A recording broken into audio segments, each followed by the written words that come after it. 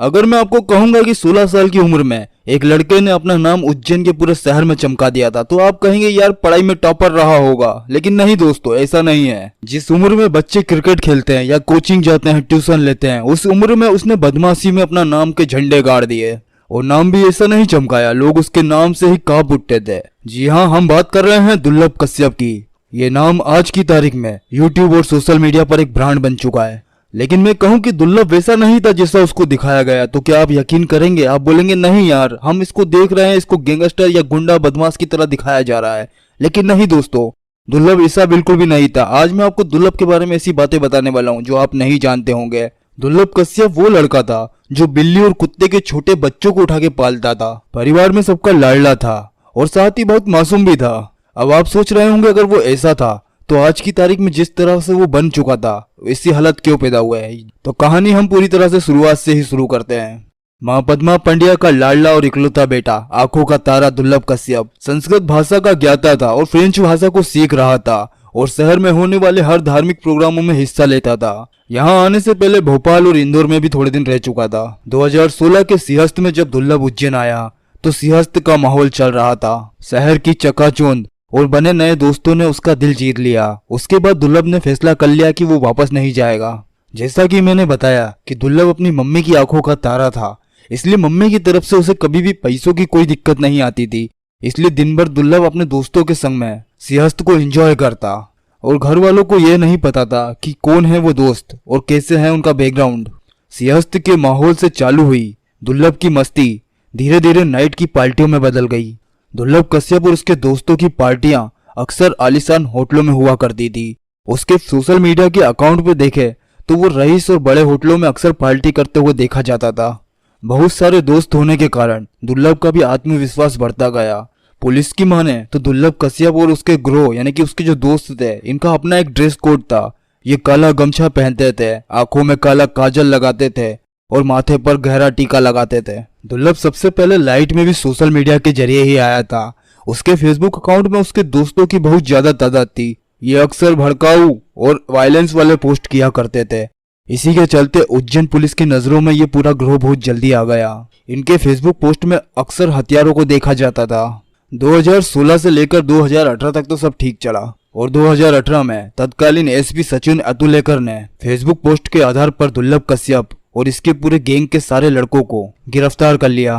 Police ये बात जानती थी कि फेसबुक पर जो माहौल फैलाया गया है उससे लोगों के मन में एक तरह का खौफ पैदा हो गया है। इसीलिए सचिन अतुलेकर और उनकी टीम ने दुर्लभ कश्यप और उसके संग पकड़े गए सारे लड़कों को शहर में कपड़े फाड़ कर इनका जुलूस निकाल दिया। दुर्लभ और उसके संग पकड़े गए कई दोस्तों में से ज्यादातर नाबालिग थे, इसीलिए दुर्लभ को भी उनके साथ बाल सुधार गृह भेज दिया गया। उस वक्त सारे न्यूज चैनलों की हेडलाइन थी कि फेसबुक और सोशल मीडिया के जरिए आतंक फैलाने वाला नाबालिग गिरोह पुलिस ने पकड़ा। इस वाकये के बाद दुर्लभ कश्यप शहर में चर्चा का विषय बन गया। उसके नाम को लिखकर लोग फेसबुक और इंस्टाग्राम पर उसे सर्च करने लगे और उसकी प्रोफाइल को देखने के बाद सभी आश्चर्यचकित रह गए। इस प्रोफाइल पे दुर्लभ कश्यप ने अपनी बदमाशी के सारे झंडे गाड़ रखे थे। उसके सोशल मीडिया के बायो पर लिखा था बदमाश, पीवर बदमाश, कोई सा भी काम हो मुझे संपर्क करें।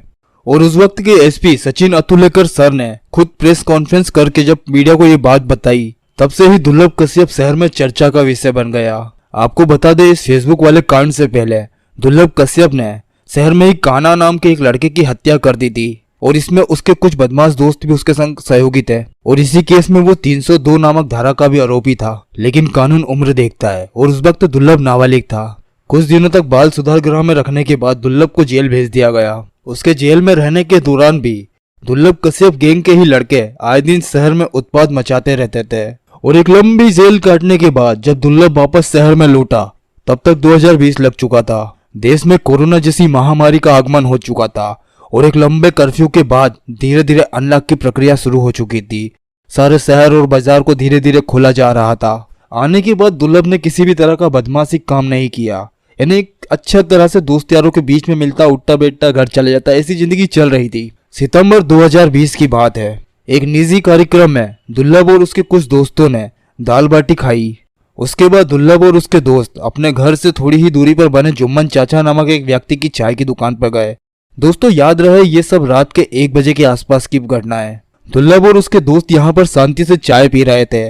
तभी वहां पर लोकल इलाके का बदमाश और गुंडा शहनवाज वहां पर आ पहुंचा और उसने आकर दुर्लभ और उसके दोस्तों को अनाप शनाप बोलना चालू कर दिया।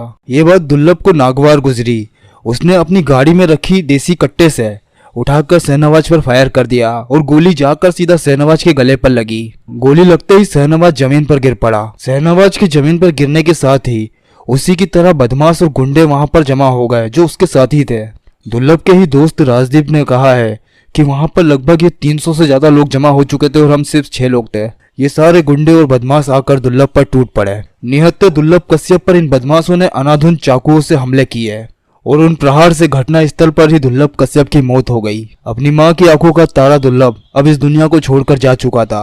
जब यह बात उसकी माँ को पता चली तो उनसे ये बात सहन नहीं हुई। इस खबर को सुनने के बाद कई घंटों तक तो वो बदहास अवस्था में ही रही और जब दुर्लभ की लाश को रात के समय पोस्टमार्टम के लिए उज्जैन के सिविल अस्पताल में लाया गया तो सैकड़ों की तादाद में उसके दोस्तों ने पूरे अस्पताल को घेर लिया। ये वीडियो जारी रहेगा, इसका पार्ट 2 भी आएगा।